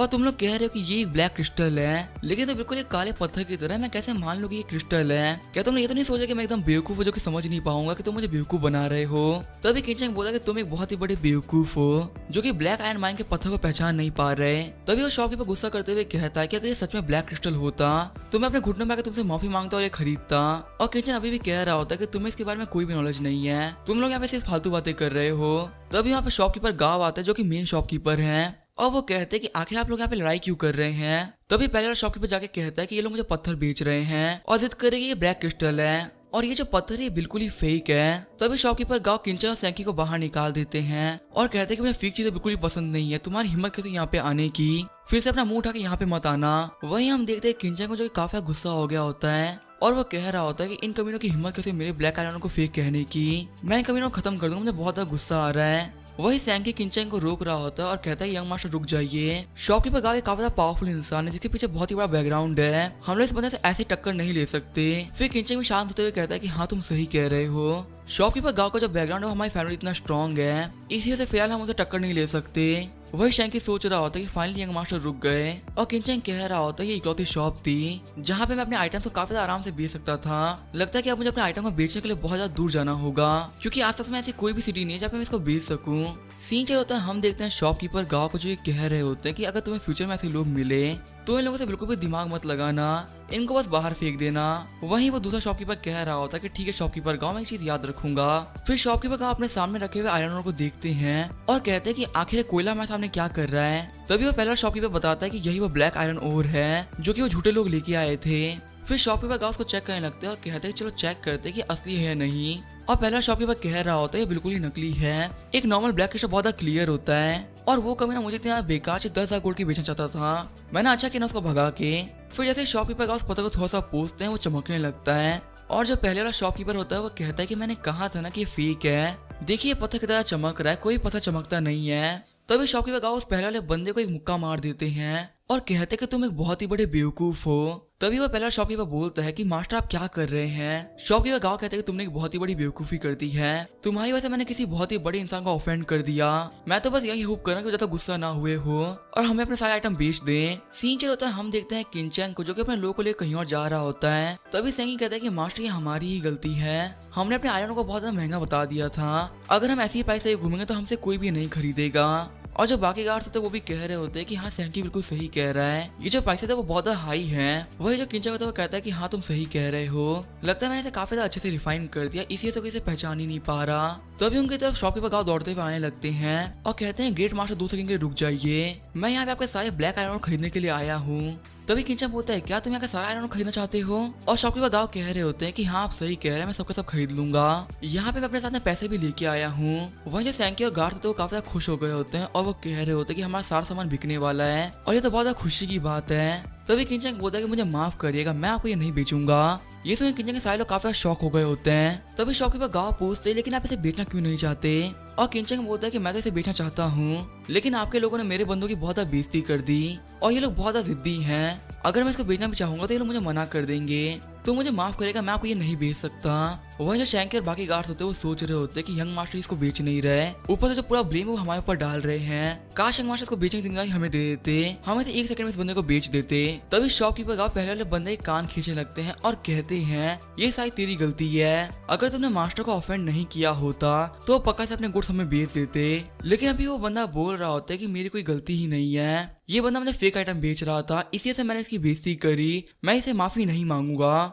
फिर शॉपकीपर गाँव कहते हैं कि तुम उसे फेक कहते हो, तुम सच में एक अंधे इंसान हो। फिर शॉपकीपर गाँव एक्सप्लेन करते हुए बताते हैं कि जो ऑर्डिनरी ब्लैक आयरन ओर होते हैं वो बिल्कुल ही क्लियर होते हैं, काफी चमकने वाले जेम की तरह होते हैं, और जो ऐसे आयरन ओर होते हैं वो बिल्कुल भी क्लियर नहीं होते, उसमें बहुत सारी चीजें मिली हुई होती हैं, इसी वजह से वो शाइन करते हैं। और इसी वजह से हम सभी लोगों को लगता है कि जो ब्लैक आयरन ओर होता है वो क्रिस्टल की तरह होता है। लेकिन वो जब मास्टर हमारे पास में ब्लैक आयरन ओर लेके आए तो बहुत ज्यादा काला था और वो क्रिस्टल अपनी रियलिटी ऐसे नहीं दिखाता, लेकिन जब आप उसके अंदर अपनी स्पिरिचुअल एनर्जी को डालते हैं तो वो अपनी रियल पावर को शो करता है। और इसकी शाइन को देखते हुए मैं ये बात बोल सकता हूँ कि ये वर्ल्ड का बेस्ट आयरन ओर है, शायद से किसी के पास में इतना अच्छा आयरन ओर होगा। ये बात जाने कि ये वर्ल्ड का बेस्ट आयरन ओर है, सभी लोग काफी शौक रह गए होते हैं। वही जो शॉपकीपर गाँव होते हैं वो सोच रहे होते हैं कि इसकी जो रिफाइनिंग वो बहुत अच्छी की गई है और ऐसी रिफाइनिंग के लिए गॉड लेवल का मास्टर चाहिए, पक्का से इस बंदे के पीछे एक बहुत ही बड़ा मास्टर छुपा हुआ है। वहीं जो किंचन होता है वो सोच रहा होता है इनका शौक होना तो बनता ही है, क्योंकि जिस टेक्निक से मैंने ब्लैक आयरन ओर को रिफाइन किया है वो 100 साल बाद में बनेगी। फिर किंचन कहता है कि शॉपकीपर गाँव आपको मुझसे माफी मांगने की कोई जरूरत नहीं है, बस आप अपने साइड वाले बंदे से कहिए कि अपने घुटनों पे आके माफी मांग ले,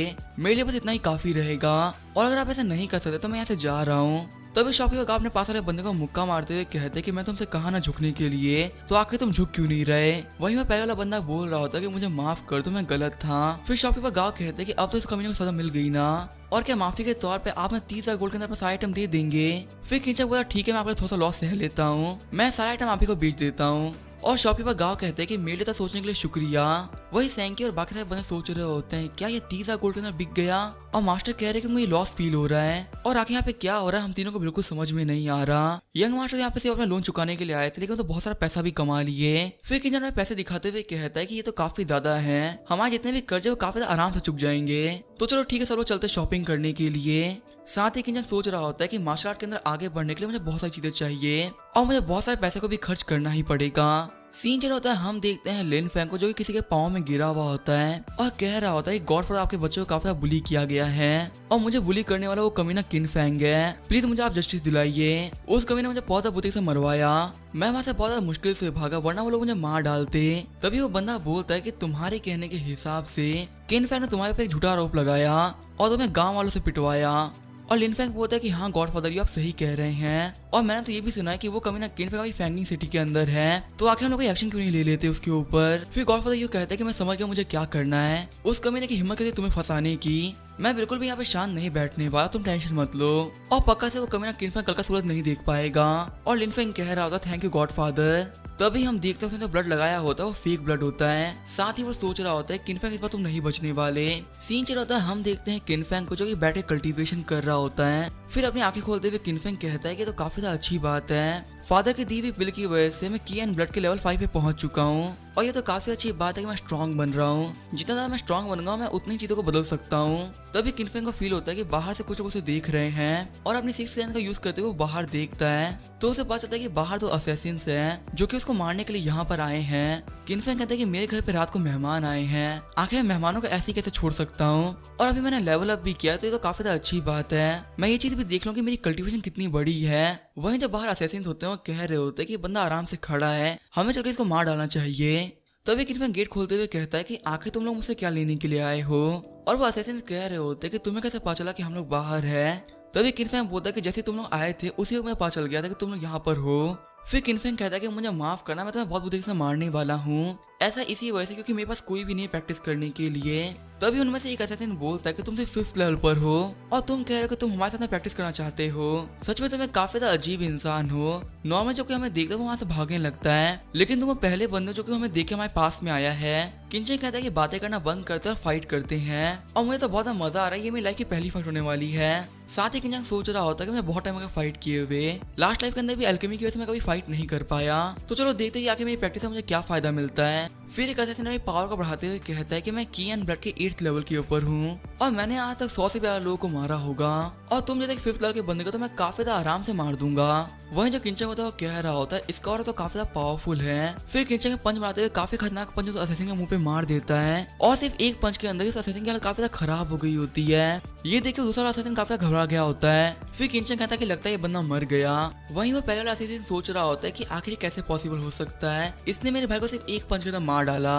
फिर किंचन बोलता है ये फाइट बहुत जल्दी खत्म हो गई, अब तुम्हारी बारी है फाइट करने की। वही जब असैसिन होता है काफी घबरा गया होता है और सोच रहा होता है ये बंदा मुझे मार डालेगा, मुझे जल्दी यहाँ से भाग जाना चाहिए। फिर वो असैसिन कह रहा होता है कि तुम्हारी हिम्मत कैसे मेरे भाई को मारने की, मैं तुम्हें नहीं छोड़ने वाला। फिर किंचन बोलता है क्या तुम अपने भाई का बदला लेने के लिए फाइट करोगे। तभी वो असैसिन भागते हुए कहता है कि अभी तो बहुत टाइम है, मैं अगले 10 साल के अंदर तुमसे पक्का से रिवेंज ले लूंगा, लेकिन फिलहाल के लिए मैं यहाँ से जा रहा हूँ। वो जब किंचन होता है वो सोच रहा होता है तो काफी ज्यादा अच्छी बात है, मेरा ट्रांसफॉर्मेशन आर्ट काफी ज्यादा अच्छे से काम कर रहा है, वरना मैं कभी भी एक लेवल 8 के बंदे को इतनी आराम से नहीं हरा पाता। और क्या मुझे असैसिन को फॉलो करना चाहिए कि आखिर ये कहाँ जा रहा है, और वो कौन बंदा जिसने कि मुझे मरवाने के लिए इसको यहाँ पे भेजा है। सीन चल होता है फैंगमिन सिटी के सिटी लॉर्ड का मेंशन दिखाया जाता है। वह जब किंचन होता है वो भी सोच रहा होता है कि वो असैसिन यहाँ पर आया फिर गायब हो गया, लगता है इन सब चीजों के वजह जो भी मास्टरमाइंड है वो यहीं पे रहता है और कहीं आसपास ही होगा। तभी किंचन के पीछे से असैसिन आ जाता है और कहते हैं कि वो लोग बहुत ज्यादा कमियां निकले, उन लोगों ने मुझे मार डाला। वहीं जो किंचन होता है वो सोच रहा होता है कि इसके मास्टर ने इसे ही मार डाला, लगता है कि इसके मास्टर चाहता है कि इसकी रियलिटी सामने ना आए। तभी हम देखते हैं बहुत सारे बंदे मशाल लेके आने लगते हैं और कहते हैं जल्दी चोर को पकड़ो, वो यहाँ से भागने ना पाए। वहीं जो किंचन होता है वो सोच रहा होता है लगता है मैं ट्रैप में फंस गया। हम देखते किंचन को बहुत सारे लोगों ने घेर लिया होता है और किंचन सोच रहा होता है ये सभी 8 लेवल के मास्टर्स हैं, मैं यहाँ से बिल्कुल ही बच के नहीं निकल सकता। फिर किंचन के पीछे लैंग फैंग आता है, कहता है कि तुम भूल गए क्या किंचन, तुमने मुझे माइंड में बहुत ज्यादा पिटवाया था और अब तुम फैंगमिन सिटी के अंदर मेरे ट्रैप में फंस चुके हो, अब तो तुम बिल्कुल भी नहीं बचने वाले। तभी किंचन कहता है कि तुम ही वो कमीने हो जिसने कि मुझे मरवाने के यहाँ पे लोगों को भेजा था। साथ ही किंचन सोच रहा होता है कि मुझे पता ही था कि लिन लैंग ये काम कर सकता है, इसके अलावा ज्यादा दुश्मन अभी है नहीं। फिर लिन लैंग कहता है कि जो तुम बोले मुझे बिल्कुल भी समझ में नहीं आ रहा, हम तो बस यहाँ पे इतना ही जानते हैं कि तुमने सिटी लॉर्ड के मेंशन में एक बंदे को मार डाला और हमने तुम्हें रंगे हाथों पकड़ा है। वहीं जो किंचन होता है वो सोच रहा होता है ये सिटी लॉर्ड का मेंशन है और जो लॉर्ड ऑफ फैंगमिन सिटी है उसे किन फैमिली सपोर्ट करती है, और लिन लैंग ने सिटी लॉर्ड के मेंशन में किन फैमिली के मेंबर को परेशान करने की हिम्मत करी है, ये बचने वाला नहीं है। फिर किंचन बोलता है कि तुम सिटी लॉर्ड की पावर को यूज करने की बात कर रहे हो ताकि तुम मेरे खिलाफ अपने पावर को यूज कर सको, क्या तुम्हें पता भी है कि यहाँ के सिटी लॉर्ड कौन है। तभी सिटी लॉर्ड बाहर आते हुए कहते हैं कि मिस्टर किन, क्या आप मेरी बात कर रहे हैं? फिर सिटी लॉर्ड कहते हैं कि लिन लैंग, मैं तुमसे कहा था ना, अगर तुम यहाँ पे असैसिनेशन करा रहे हो तो काफी अच्छे से करवाना, तूने तो सारा काम ही खराब कर दिया। तभी लिन लैंग कहते हैं कि यस गॉडफादर, मुझे माफ करेगा, ये मेरी गलती थी। किंचन बोलता है क्या गॉडफादर, लेकिन तुम तो किन फैमिली से थे ना? तभी सिटी लॉर्ड हंसते हुए कहते हैं कि मैं तुम्हारी फैमिली के फैक्शन में नहीं हूँ। मैं ये बात मानता कि तुम्हारी फैमिली ने मुझे बहुत ज्यादा सपोर्ट किया है, लेकिन मुझे इससे कोई फर्क नहीं पड़ता। फिर वो अपने गार्ड्स को ऑर्डर देता है किंचन को पकड़ लो।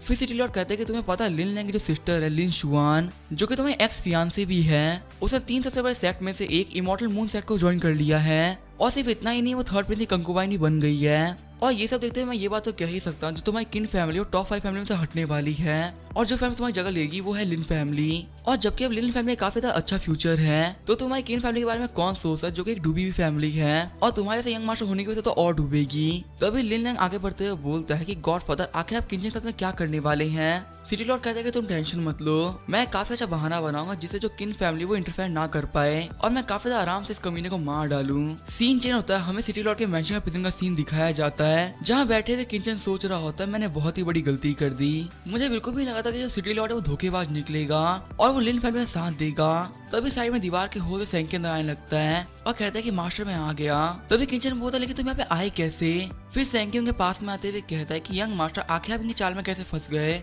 और आप इतनी कोई बुरी चीज कैसे कर सकते हैं? तभी किंचन बोलते मैंने क्या किया? सैंकी बताता है कि सिटी लॉर्ड के लोगों ने कहा है कि आपने 2 रॉयल बंदों को मार डाला और आपने उनको लिन शुआन की वजह से मारा है, जो कि आपकी फियांसे थी, और इसी वजह से वो लोग कल सुबह आपको मार देंगे। तभी किंचन बोलता है अच्छा, मुझे मारने के बारे में सोच रहे हैं। साथ ही किंचन सोच रहा होता है कि मुझे लगा था कि मैं जेल में भरा जाएगा या फिर मुझे कोई और पनिशमेंट मिलेगी, लेकिन सिटी लॉर्ड तो बहुत बड़ा कमियां निकला। सिर्फ और सिर्फ लिन फैमिली का फेवर पाने के लिए ये मुझे मरवाना चाहता है, और इन सब चीजों के बीच में इसने रॉयल फैमिली को भी इंक्लूड कर लिया है, और जो रॉयल ही फैमिली सबसे ज्यादा स्ट्रॉन्गेस्ट फैमिली है। भले से ये लोग मुझे मार डाले, लेकिन जो हमारी किन फैमिली है वो कुछ भी नहीं बोल पाएगी, वो सिर्फ गुस्सा होकर रह जाएगी। तभी सैंकी बोलता है कि मास्टर चलो हम यहाँ से भाग जाते हैं। अब जो यहाँ के गार्ड्स की शिफ्ट चेंज हुई है, इसी वजह से यहाँ पे कोई भी नहीं है। मैंने यहाँ पे गड्ढा बनाने में बहुत ज्यादा मेहनत की, तो निकलने का टाइम आ चुका है। अगर हम अभी नहीं भाग पाए तो हम नहीं भाग पाएंगे। तभी किंचन बोलता है कि मैंने किसी भी रॉयल फैमिली के मेंबर को नहीं मारा, और जब मैंने कोई गलती करी ही नहीं तो आखिर मैं यहाँ से भागू क्यों? सैंकी कहता है कि मास्टर अभी ये सब बातें करने का टाइम नहीं है। भले से आप सच बोले, लेकिन आपकी बातें सुनने के लिए यहाँ पे कोई भी नहीं बैठा, न ही कोई आपकी बातों को मानेगा इस समय। तभी किंचन बोलता है कि मैं किन फैमिली का एक मेंबर हूँ, मैं यहाँ पे अपनी फैमिली का नाम डुबा के नहीं भागने वाला, मैं यहाँ से बाहर निकलूंगा भी काफी अच्छे से। फिर किंचन सैंकी को लात मारते हुए बोलता है कि फिलहाल तुम तो यहाँ से निकलो, क्योंकि अगर तुम्हें यहाँ पे किसी ने भी देख लिया तो तुम भी पकड़े जाओगे। तभी सैंकी बोलता है कि ऐसा मत कीजिए, मैं जा रहा हूँ। तभी हम देखते हैं वहाँ पे गार्ड्स आ गए होते हैं और वो कहते हैं यहाँ पे सब कुछ ठीक है। वह जो सैंकी होता है वो वहाँ टाइमली भाग गया होता है। गार्ड्स के वहाँ से हटने के बाद में किंचन सोच रहा होता है लगता है मुझे यूज करना ही होगा।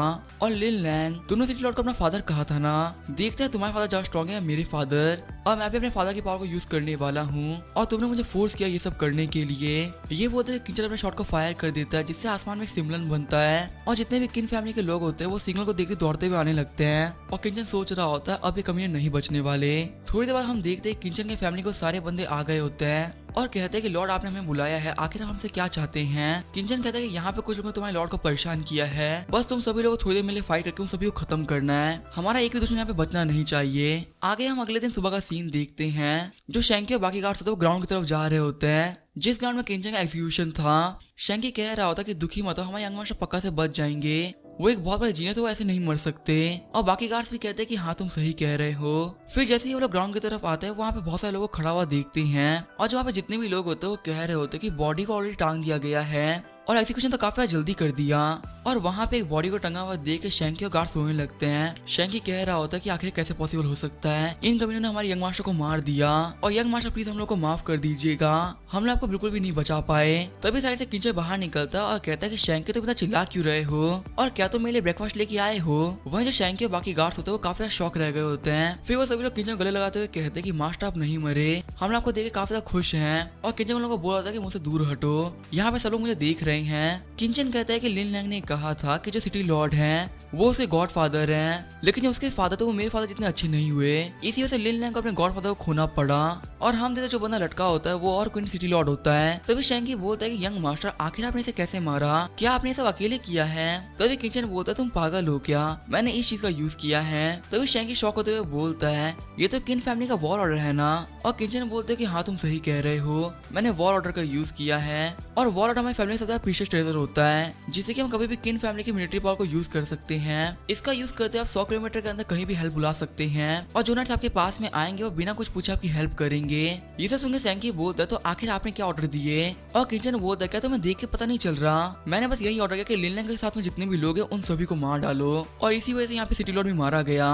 पर ये तो बहुत बेकार बात है जो ये वॉर ऑर्डर ये खत्म हो गया, इसको मैं सिर्फ एक ही बार यूज कर सकता था। मेरे फादर किन फैमिली के अंदर बहुत सालों से मेहनत कर रहे हैं लेकिन उनको अभी तक सिर्फ एक ही ऑर्डर मिला, ये काफी ज्यादा बेकार बात है, मुझे ऐसे और भी चाहिए। वही जो शैंकी होता है वो कह रहा होता है कि यंग मास्टर आपने काफी ज्यादा शानदार काम किया है। फिर शैंकी बोलता है कि मास्टर आखिर वो कमीना लिन लैंग कहाँ पर है, कहीं वो फिर से भाग तो नहीं गया? और किंचन बोलता है कि वो भाग नहीं सकता, चलो मैं तुम लोगों को दिखाता हूँ कि आखिर वो कमीना कहाँ पर है। फिर हम देखते हैं किंचन अपने लोगों को लेकर लिन लैंग के पास में आ गया होता है और जो लिन लैंग होता है उसकी हालत काफी ज्यादा खराब होती है और सभी लोग लिन लैंग के ऊपर कचरा फेंकते हुए कह रहे होते तुम एक काफी ज्यादा घटिया इंसान हो, तुमने यहाँ पे एक अच्छे इंसान को गलत दिखाने की कोशिश करी है। और लिन लैंग कह रहा होता है कि मैं मानता हूँ कि मैंने बहुत बड़ी गलती करी है और यहाँ पे जितने भी लोग हैं उन लोगों को किन फैंग ने नहीं मारा, मैंने उन सब लोगों को मारा है, यहाँ पे जो भी कुछ हुआ वो सब मैंने किया है। तो अभी शैंकी वहाँ पे आते हुए कहता है ये तो वही होल है जो कि मैंने खोदा था, अब इस होल के अंदर एक कुत्ता क्या कर रहा है? फिर शैंकी बोलता है कि यंग मास्टर ये बंदा एक बहुत बड़ी बीमारी है और ये हमारे लिए बाबा प्रॉब्लम खड़ी करता रहता है तो हम इसे मार क्यों नहीं देते? किंचन बोलता है कि नहीं हम इसे नहीं मार सकते, ऐसा इसी वजह से क्योंकि इसकी जो बहन है वो काफी ज्यादा पावरफुल हो चुकी है और अगर हमने इसको ऐसे ही मार दिया तो इससे कुछ फैमिली के बीच में वॉर छिड़ जाएगी। लेकिन तुम बिल्कुल भी टेंशन का मतलब मैंने इसे काफी अच्छे धमका दिया है और तुम खुद भी सोच सकते हो कि सिटी लॉर्ड को मारने के बाद ही मैं यहाँ पे काफी आराम से खड़ा हूँ तो इससे मेरी किन फैमिली की पावर पा चलती है और यहाँ पे कोई फैमिली आके हमें बिल्कुल भी कुछ नहीं कर सकती क्योंकि किसी के पास में कोई भी प्रूफ नहीं है। वही जो शैंकी होता है वो कह रहा होता है कि हम इस कमीने को नहीं मार सकते, मुझे बेहद ही ज्यादा गुस्सा आ रहा है, लेकिन यंग मास्टर हम इसको जान से नहीं मार सकते ना, हम इसकी थोड़ी सी पिटाई तो कर ही सकते हैं ना। और अपने सभी लोगों को देखते हुए किंचन बोल रहा होता है ठीक है तुम इसे मार सकते हो। साथ ही वो सोच रहा होता है कि ये लोग तो काफी रूथलेस हैं, लगता है ये इस कमीने को बिल्कुल भी नहीं छोड़ने वाले।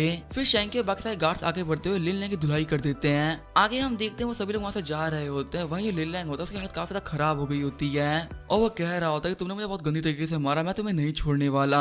फिर हम देखते हैं रात हो गई होती है, लिन लैंग के पास में कुछ लोग आते हैं। तभी लिन लैंग कहता है क्या तुम लोग किन फैमिली से हो, प्लीज मुझे मत मारना, मुझे यहाँ से जाने दो। लेकिन वो बंदा अपने वेपन का यूज करते हुए लिन लैंग पे अटैक कर देता है और लिन लैंग अभी भी कह रहा होता है कि प्लीज मुझे मत मारो, लेकिन वो बंदा लिन लैंग को फ्री करा रहा होता है और कहता है कि मास्टर आप ठीक हैं। हम देखते हैं वहाँ पे एक बंदा आया होता है जिसका नाम होता है यूनची और यूनची कहता है कि मिस्टर लिन लैंग आप टेंशन मत लीजिए, हम सब आप ही के बंदे हैं और आपकी जो बहन है वो हमारी योर हाइनेस थर्ड प्रिंस से शादी कर रही है और थर्ड प्रिंस के ऑर्डर पे हमारी फैमिली यहाँ पे आई है आप लोग वापस ले जाने के लिए। वही जो लिन लैंग होता है वो कह रहा होता है कि मैं फाइनली बच गया, वरना उस किंजन ने मुझे काफी ज्यादा गंदी तरीके से फंसा दिया था और आप सभी लोग यहाँ पे आने के लिए बहुत ज्यादा शुक्रिया।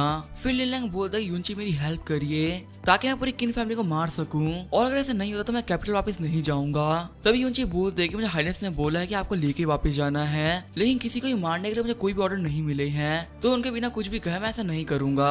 फिर लिन लैंग कहता है कि अगर यूनची तुम मेरी हेल्प करते हो तो मैं अपनी बहन से बोलूंगा कि वो एम्पर के सामने तुम्हारी तारीफ करे और सिर्फ इतना ही नहीं मैं तुम्हें अपने आधा आयरन भी दे दूंगा जिसकी वैल्यू बहुत ज्यादा है। और यूनची कहता है कि अगर ऐसी बात है तो मैं आपकी बात को मना कैसे कर सकता हूँ आपकी रिक्वेस्ट पर आंखों पर। फिर यूनची बोलता है कि जाओ जाओ तुम दोनों जाओ और जाके उस किन फैंग का गला काट के लेके आओ। और हम देखते हैं दोनों ही बंदे बॉडी टेम्परिंग के 3rd लेवल पर होते हैं और उन दोनों बंदों को जाते हुए देख के लिन लैंग सोच रहा होता है ये दोनों ही बंदे बॉडी टेम्परिंग लेवल पर हैं, ये लोग काफी आराम से किंचन को मार डालेंगे। देखते हैं कि इस बार किंचन सर्वाइव कर पाता है या नहीं। सीन चलो तो में किन फैमिली का सीन दिखाया जाता है जहाँ पे किंचन बना हुआ होता है और उसके पास में हाओचन सो रही होती है और किंचन सोच रहा होता है यहाँ पे जो भी कुछ चल रहा है वो कुछ घंटे पहले चालू हुआ था। फिर सीन चला तो कुछ घंटे पहले का सीन दिखाया जाता है। हम देखते सैंकी को जो ये कह रहा होता है कि मास्टर आप मिस्ट्रियस फॉर्स जा रहे हैं और हाओचन कहते तो आप मरने वाले हैं मास्टर। तभी किंचन बोला तुम लोग कहने का मतलब क्या है, अगर मैं मिस्ट्रियस फॉर्स के अंदर जा रहा हूँ तो मैं मर जाऊंगा और वैसे ही मैं एक एल्केमिस्ट हूँ तो मुझे मेडिसिन कलेक्ट करने के लिए जाना ही पड़ेगा ना, वरना मैं एल्केमी करूंगा किस चीज के ऊपर। तभी सैंकी बोलता है कि मास्टर आपको नहीं पता कि मिस्ट्री फॉर्स कैसी जगह है,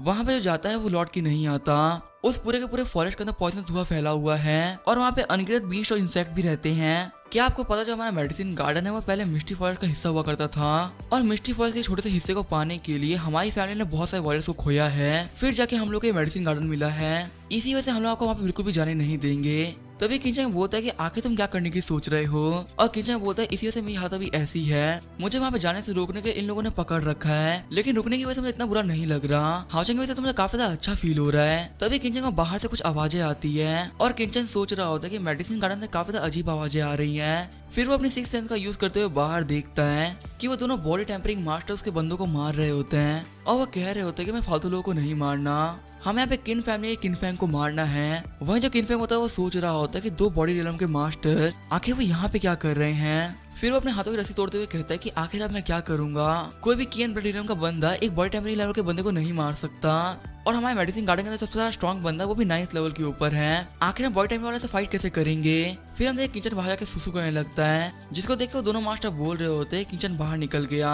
फिर उनमें से एक आगे बढ़ते हुए किचन पे अटैक भी कर देता है और किचन गला उड़ते हुए साइड में चला जाता है, जिसको देखते हुए मास्टर कह रहे होते हैं इसको मारना तो बहुत आसान था। और दूसरा वाला बंदा बोलता है कि हमें बस इसका सर उठाना वापस जाना है, हमारा काम तो काफी जल्दी हो गया। लेकिन तभी वो बंदा देखता है कि ये एक डमी होता है और वो लोग बोलते हैं क्या वो लड़का यहाँ से भाग गया, आखिर कैसे पॉसिबल हो सकता है। फिर किंचन पीछे से कहता है कि दो बॉडी टेम्परिंग के एक्सपर्ट्स को एक बच्चे ने बेवकूफ बना दिया और इस लेवल पे होते हुए तुम लोग मुझे मारना चाहते हो, तुम लोग मुझे कभी भी नहीं मार पाओगे। फिर किंचन अपने घोड़े पे बैठते वहां से निकल जाता है और वो एक्सपर्ट कह रहा होता है कि लगता है इसको पहले पता चला था आने वाले हैं, इसी वजह से अपनी प्रिपरेशन कंप्लीट रखी थी। वहीं किचन जाते हुए सोच रहा होता कि बाकी सब लोगों को बचाने के लिए मुझे वहां से जाना ही पड़ेगा, वरना वो कमी ने एक्सपर्ट अपने दोस्तों को भी घायल कर सकते थे। वहीं जब एक्सपर्ट होते वो कह रहे होते कितना बड़ा बेवकूफ था ये बंदा, इसको यहाँ पे रख के अपने गार्ड्स को बुलाना चाहिए था, लेकिन तो बाहर भाग गया। फिर हम देखते हैं वो दोनों बंदे किचन के पीछे लग गए होते हैं और किचन रास्ते में जाते हुए दोनों के मुंह पे किंग्स फेंक देता है और किचन सोच रहा होता है कि मैं मानता हूँ कि इन दोनों का जो कल्टीवेशन है मुझसे काफी ज्यादा हाई है, लेकिन 1000 साल पुराना एल्केमिस्ट को पकड़ना बहुत ज्यादा मुश्किल है, ये लोग मुझे बिल्कुल भी आराम से चेज तो नहीं कर पाएंगे। वही हम देखते हैं उन दोनों बंदों को जो कह रहे होते हैं कि हमारी आंखें जल रही है। वही जो किचन होता है वो कह रहा होता है ये लोग तो बहुत बड़े बेवकूफ है, मेरे काफी छोटे अटैक से ये लोग हिट हो गए और लगता है कि इन लोगों को हराने का मेरे पास एक चांस तो है। फिर किचन अपने सिक्स सेंस को यूज करने लगता है और कह रहा होता है कि मैं सिक्स सेंस को यूज करते हुए रात को दिन की तरह देख सकता हूँ और सिक्स सेंस की वजह से जो मेरी सेंसिंग पावर है वो भी काफी ज्यादा बढ़ जाती है। ऐसे बेवकूफ से बचना मेरे लिए काफी ज्यादा आसान है। लेकिन तभी वो दोनों एक्सपर्ट किचन के ऊपर आ गए होते हैं और उसके ऊपर अटैक भी कर देते हैं और लोग अटैक से बचते हुए किचन सोच रहा होता है कि आखिर कैसे पॉसिबल हो सकता है। वहीं हम देते हैं उन दोनों बंदों ने किचन ने घोड़े को मार दिया होता है और उनसे पहला वाला बंदा बोलता है कि हमने उसको मार डाला और दूसरा बंदा बोलता है कि नहीं हमने उसको नहीं मारा, हमने उस बंदे के घोड़े को मार दिया है। और उन दोनों एक्सपर्ट्स की हरकत को देख के किचन बोलता है लगता है ये लोग देख नहीं सकते और इन लोग को देख के लग रहा है कि ये लोग किलर हंटर्स हैं जो कि मॉन्स्टर की स्पीड को पदस्थ करते हैं और बिल्कुल किसी मॉन्स्टर की तरह हंटिंग करते हैं। और ये लोग डमी से इसी वजह से बेवकूफ नहीं बने थे क्योंकि लोग बेवकूफ हैं, असल में ये उसकी स्मेल से बेवकूफ बन गए थे। तभी वो एक्सपर्ट बोलता है कि उसकी स्मेल वहां से आ रही है। फिर वो दोनों फिर से किचन का पीछा करने लगते हैं। वही किचन दौड़ते हुए सोच रहा होता है कि ये दोनों बॉडी टेम्परिंग एक्सपर्ट मुझे स्मेल करके मैं पीछा कर रहे हैं और इन लोगों से बचने के लिए मुझे अपने कपड़ों को फाड़ना होगा और हर जगह बिखेरना होगा, शायद इस टेक्निक को यूज करते हुए मैं यहाँ से भाग सकूं।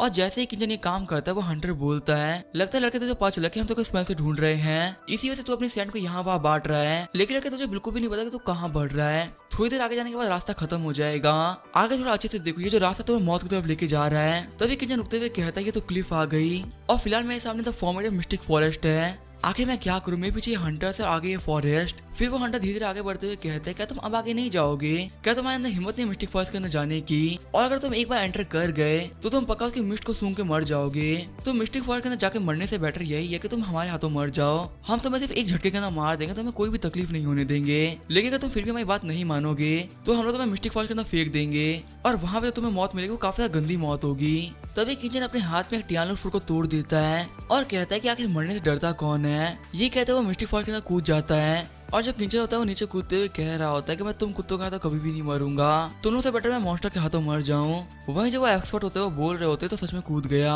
लगता है इसे मौत को ज्यादा ही प्यारी है, ये भी को मिस्टिक फॉरेस्ट के अंदर कूदा है। तभी वो एक्सपर्ट कहता है लगता है ये सोच रहा है कि कोई प्रोटैगनिस्ट है जो कि मिस्टिक फॉरेस्ट के अंदर कूदने के बावजूद ही बच जाएगा, लेकिन अगर सही बोले तो इतनी ऊंची क्लिफ से कूदने के बाद ही कोई मर जाए, ऊपर से पॉइजनस मिस्ट और बहुत सारे खतरनाक बीस्ट, ये वहां से बिल्कुल ही बच के नहीं लौट सकता और अब वक्त आ चुका जाकर रिवॉर्ड लेने का। फिर वो दोनों ही एक्सपर्ट हंसते हुए कहते हैं कि वो बंदा दर्द में होगा और शायद वो दर्द से चिल्ला रहा होगा और रिग्रेट कर रहा होगा कि आखिर वो मिस्टिक फॉरेस्ट के अंदर क्यों कूदा, लेकिन चलो कोई बात नहीं, हमें तो काफी अच्छा रिवॉर्ड मिलेगा ना। वही हम मिस्टिक फॉरेस्ट के अंदर देखते हैं किंचैंग जो कह रहा होता है मुझे काफी रिग्रेट हो रहा है कि आखिर मैं पहले यहाँ पर क्यों नहीं आया, मुझे यहाँ पे पहले ही आ जाना चाहिए था। ये जगह तो पूरी तरीके से एलेक्सीज का पहाड़ है, यहाँ पे बहुत सारे एलेक्सीज मिल रहे हैं और मैं तो इतना खुश है कि मुझे चिल्लाने का मन कर रहा है और पक्का से दोनों बंदों को लगा होगा कि मैं मर गया हूँ, लेकिन बेवकूफों को बिल्कुल भी नहीं पता कि मैंने तियानो फ्रूट को यूज किया था, जिससे कि मैंने यहाँ पे जितना ही पॉइजन था उसको काट दिया और इसी वजह से मैं यहाँ पे काफी आराम से घूम पा रहा हूँ। और मैं ये तो कह सकता कि मैंने फिलहाल के लिए अपनी लाइफ को बचा लिया है, लेकिन लगता है तो तियानो फ्रूट ज्यादा देर तक काम नहीं कर पाएगा, मुझे यहाँ पे कुछ और हर्ब्स का यूज करते हुए खुद को बचाना होगा, वरना जब पॉइजन वो मेरी बॉडी में फैल जाएगा। फिलहाल मुझे यहाँ पे एक पॉइजन प्रिवेंटिंग पिल और एक एनिमल रिपेलिंग पिल बनानी है। और इन दोनों पिल को बनाने के लिए सारे हर्ब्स को अपने पास में ले लेता है और कहता है यहाँ के हर्ब्स की क्वालिटी काफी ज्यादा बेहतरीन है। 2 घंटे बाद हम देखते हैं किंचन ने पिल बना ली होती है और उसके एनिमल रिपेलिंग पिल की वजह से वहाँ पे एक ब्लड रकून आ गया होता है, जिसको देख किंचन बोल रहा होता है कि इस ब्लड रकून को पकड़ना बहुत ज्यादा मुश्किल होता है, लेकिन मेरी पिल की वजह से ये यहाँ पे आके बेहोश हो गया। और लगता है जो मेरी पिल की क्वालिटी वो काफी ज्यादा बेहतरीन थी। फिर किंचन को पेड़ को देखते हुए ब्लड रकून को देखते हुए एक आइडिया आता है और कहता है कि मैं सोच रहा था कि मैं आखिर दोनों बंदों से फाइट कैसे करूंगा। चलो फाइनली मुझे एक तरीका मिल गया उन कम्युनिटी से फाइट करने के लिए। अगले दिन हमें सुबह का सीन दिखाया जाता है। हम देखते हैं दोनों एक्सपर्ट हंटर्स को जो कि जंगल में एंटर कर गए होते हैं और वो लोग कह रहे होते हैं कि वो बच्चा यहीं कहीं गिरा होगा, आखिर वो मिल क्यों नहीं रहा। और तभी उन लोगों को किंचन वहाँ पे मिल जाता है और पहले एक्सपर्ट बोलता है कि लगता है बंदा काफी टॉर्चर हुआ और उसके बाद उस पॉइजन फिश को सूंघ के मर गया। चलो हम इसका सर काट के वापस लेके चलते हैं, हमारा काम तो कंप्लीट हो जाएगा। लेकिन जैसे ही वो सर काटने वाले होते हैं तभी किंचन उनके ऊपर अपनी पिल फेंक देता है, लेकिन क्योंकि वो दोनों ही बॉडी टेम्परिंग के लेवल पे हैं, इसी वजह से वो लोग काफी आराम से अटैक को ब्लॉक कर लेते हैं। और वो लोग कह रहे होते हैं कि ये बंदा नहीं मरा। तभी दूसरा वाला एक्सपर्ट बोलता है कि पक्का से मरा तो नहीं है, लेकिन इसकी बॉडी पॉइजन तो होगी ही। वहीं जब किंचन होता है वो कह रहा होता है कि मैंने गलती कर दी, मैं सोचा था मैं की और ब्लड के रियल पे होती तुम लोग को मार सकता हूँ, लेकिन तो मैं अटैक पे टच नहीं कर पाया। वैसे तुम लोग प्रोफेशनल हंटर्स हो ना, तुम लोगों को तो पॉइजन के बारे में बहुत कुछ पता होगा। चलो मैं तुम लोगों से एक क्वेश्चन पूछता हूँ, अगर ब्लड रकून बीस्ट का ब्लड और मियास्मा ट्री मिक्स होती तो क्या होता है? तभी वो हंटर बोलते तो किसी को ही पता होगा। अगर ये दोनों चीजें ऐड हो जाती तो इसे पॉइजन बनेगा, वो भी काफी खतरनाक पॉइजन। लेकिन हमें ये बात पता है कि जो ब्लड रकून होते हैं उनको पकड़ना बहुत ज्यादा मुश्किल होता है और वो भी जल्दी किसी के हाथ में नहीं आते। लेकिन अगर वो किसी के हाथ में आ जाए तो उसके ब्लड का यूज करते हुए कोई किसी भी बंदे को 10 सेकंड में बेहोश कर सकता है, भले से वो बंदा बॉडी टेम्परिंग लेवल पे ही क्यों ना हो। तभी किंचन बोलता रहो ठीक है तुम लोग गिनती शुरू कर दो क्योंकि जल्दी 10 सेकंड होने वाले हैं। वहीं हम देखते हैं उन लोग के आसपास एक मिस्ट फैल गई होती है और वो लोग कह रहे होते हैं कि आखिर कैसे पॉसिबल हो सकता है। फिर उनमें से एक एक्सपर्ट बोलता है कि इस बंदे ने हमें बेवकूफ बनाया है, हमें पता भी नहीं चला और हम यहाँ पे कब से पॉइजन सूंघ रहे थे। फिर किंचन बोलता है कि लास्ट टाइम मुझे एक ब्लड रकून मिला था जिसका मैंने थोड़ा सा ब्लड ले लिया था और यहाँ पे पास में एक मियास्मा ट्री है और तुम लोग जैसे ही यहाँ पे आए मैंने ट्रिक करके तुम पे अटैक किया, लेकिन असल में मैंने वो अटैक तुम लोगों पे नहीं किया था, वो अटैक मियास्मा ट्री पे था ताकि से जो फॉग है वो बाहर निकल सके। और बिल्कुल ऐसा ही हुआ और तुम लोग मेरी ट्रिक में फंस गए। तभी वो दोनों एक्सपर्ट आगे बढ़ते हुए बोलते हैं कि हम इस कमीने को नहीं छोड़ेंगे, हम इस साले को मार डालेंगे। फिर लोग किंचन काफी ज्यादा पास में आ गए होते, तभी किंचन बोलता है कि तुम लोगों ने लेट कर दिया, अब ये सब करने का कोई भी मतलब नहीं है। और हम देखते हैं दोनों बंदों की बॉडी से खून निकलने लगता है। फिर वो दोनों वहीं पे बेहोश होकर जमीन पे गिर जाते हैं और किंचन बता रहा होता है कि अगर यहाँ पे कोई नॉर्मल इंसान होता तो शायद उसे इस पॉइजन से कुछ खास फर्क नहीं पड़ा होता, लेकिन क्योंकि इन लोगों की मेन पावर स्मेल की है इसी वजह से लोग काफी जल्दी बेहोश हो गए। जब किंचन साइड में देखता है तो वहाँ पे उसे कुछ ब्लड रकून दिखते हैं। किंचन वहाँ से जाते हुए कहता है कि मेरे दोस्त तुमने मेरी बहुत ज्यादा हेल्प करी है, अगर तुमने मुझे अपना ब्लड नहीं दिया होता मैं यहाँ पे मारा जाता। तो आज सुबह का ब्रेकफास्ट मेरी तरफ से। और वो ब्लड रकून दोनों हंटर को खाने लगते हैं। सीन चल होता है मेडिसिन गार्डन का सीन दिखाया जाता है। वहाँ पे युनची और लिनलिंग अपने लोगों को लेके आ गए होते हैं और सेंकी कह रहा होता है आप लोग कहने का मतलब क्या है, हमारे यंग मास्टर मर गए, आखिर कैसे पॉसिबल हो सकता है, आप लोग कोई फालतू बात कर रहे हैं। तभी युनची अपने हाथ से कुछ फेंकते हुए कहते हैं कि ये देखो, और सेंकी कहता है हाँ ये तो यंग मास्टर के हॉर्स का है, वो इसी के ऊपर बैठ कहीं भी ट्रैवल करते थे। युनची कहता है कि तुम्हारे यंग मास्टर का जो खून ऊपर जंगल में फैल रखा है और देख के ऐसा लग रहा है कि वो मिस्टिक फॉरेस्ट के अंदर चले गए हैं। तभी लिनलिंग कहता है कि अगर तुम लोग मिस्टिक फॉरेस्ट में गए तुम लोग बच नहीं पाओगे क्योंकि वो एक बहुत खतरनाक जगह है। वही शैंकी और हाउचन शॉक होते हुए सोच रहे होते हैं कि मास्टर ने कहा था कि उनको मिस्टीरियस फॉरेस्ट में जाना है, लेकिन क्या हमारे यंग मास्टर सच में वहाँ पे चले गए और क्या वो कभी भी लौट के नहीं आएंगे। लिनलिंग कहता है किनफेंग काफी ज्यादा अच्छा इंसान था, लेकिन एक बेवकूफी के चक्कर में वो मारा गया और जैसे कि रूल्स है तो वहाँ जो लीडर है वो मर चुका है, इसी वजह से मेडिसिन गार्डन और आयरन माइन दोनों ही मुझे दी जाएगी क्योंकि वो पहले मेरी ही हुआ करती थी। और रॉयल गार्ड इन कमीनों को यहाँ से बाहर निकाल दो, ये प्रॉपर्टी अब हमारी है। वो जो सैंकी होता है वो सोच रहा होता है यहाँ पे तो रॉयल गार्ड्स हैं, बिना यंग मास्टर की हेल्प के मैं इनको कैसे बाहर निकालूंगा। तभी किचन वहाँ पे आते हुए कहता है कि तुम लोग को मेरी फैमिली का ख्याल रखने की कोई जरूरत नहीं है, यहाँ पर मैं हूँ अपनी फैमिली का ख्याल रखने के लिए। वही युनची और लिनलिंग शॉक रह गए होते हैं और कहते हैं क्या किनफेंग नहीं मरा। फिर लिनलिंग कहता है कि तुम तो मिस्टिक फॉरेस्ट के अंदर गए थे ना, तो आखिर तुम जिंदा कैसे हो। किंचे कहता है कि मैं तो बस मिस्टिक फॉरेस्ट के अंदर गया था और तुम्हें क्या करना कि मैं जिंदा बचा या नहीं बचा और मैंने वहाँ पे क्या किया। साथ ही किंचन सोच रहा होता मैं पता चला कि आखिर यही दोनों कमीने हैं जिन्होंने मुझे मारने का प्लान बनवाया था। फिर युनची आगे बढ़ते हुए कहता है कि मैं यहाँ पे आयरन माइन के बारे में बात करने के लिए आया हूँ, आपको तो पक्का से बात पता होगी ना कि मैं किस फैमिली से बिलोंग करता हूँ, तो मुझे उम्मीद है कि आप काफी अच्छे से बिहेव करेंगे। वही सैंकी सोच रहा होता है कि ये रॉयल ई फैमिली से बिलोंग करता है जो कि सबसे स्ट्रॉन्गेस्ट फैमिली है, पता नहीं यंग मास्टर इस कम्युनिटी से कैसे फाइट करेंगे। तभी किचन आगे बढ़ते हुए बोलता है मुझे बिल्कुल फर्क नहीं पड़ता कि आखिर तुम लोग कौन सी फैमिली से बिलोंग करते हो, पर मैं तुम लोगों को बता दूं कि मेरा गुस्सा काफी ज्यादा खराब है। अगर मुझे कोई गुस्सा कर दे, भले से वो किन फैमिली का ही क्यों ना हो, मैं उसे मार डालता हूँ। और क्या तुम लोग कुछ दिनों पहले सिटी लॉर्ड याद नहीं है, जो कि ओरिजिनली मेरी किंग फैमिली से ही बिलोंग करते थे, लेकिन सिर्फ रॉयल फोर्सेस को खुश करने के लिए उन्होंने मुझे धोखा दे दिया। इसी वजह से मैंने उनको मरवा दिया। पता है मैंने उनको मरवाने के लिए क्या यूज किया था? वो था किन फैमिली का वॉर ऑर्डर, और कल की रात ही मैंने वही वॉर ऑर्डर को यूज किया है। और जिन लोगों को तुमने भेजा था वो भी 1000 टुकड़ों में बटे हुए होंगे, शायद तुम उनकी लाश को भी ना ढूंढ पाओ। और मुझे तब कोई भी टेंशन नहीं, अगर कोई मुझसे भिड़ता है तो मैं इसको यूज कर लेता हूँ। अरे मुझे माफ करेगा मिस्टर युनची, आप यहाँ पे किसी को रिप्रेजेंट करने की बात बता रहे थे, मैंने तो आपकी बात सुनी ही नहीं। वह जो युनची होता है वो सोच रहा होता है कि इन फैमिली का वॉर बहुत पावरफुल चीज है, मैं अभी इसे टक्कर नहीं ले सकता। अगर इसे यहाँ पे इसको यूज करते मैं पक्का से मारा जाऊंगा, मुझे ऐसे भागना चाहिए। तभी युनची और लिनलैंग हंसते हुए कहते हैं कि हम तो बस यहाँ पे यही देखने आए थे कि आखिर हमारा यंग मास्टर ठीक है या नहीं, और अब हम लोगों ने आपको सलामत देख लिया था, हम ऐसा चलते हैं। तभी किचन बोलता है कि मैं मेडिसिन गार्डन में काफी गंदा हो रखा है, इसी वजह से मैं आप लोग को अंदर इन्वाइट नहीं करूंगा। और युनची और लिनलैंग बोलते हैं नहीं कोई बात नहीं, हमें भी तो जल्दी थी, ठीक है यंग मास्टर में से चलते। ये बोलते हुए लोग दौड़ते हुए निकल जाते हैं। और इस एपिसोड को यहीं पे एंड करेंगे, तब तक के लिए बाय और स्टे ट्यून।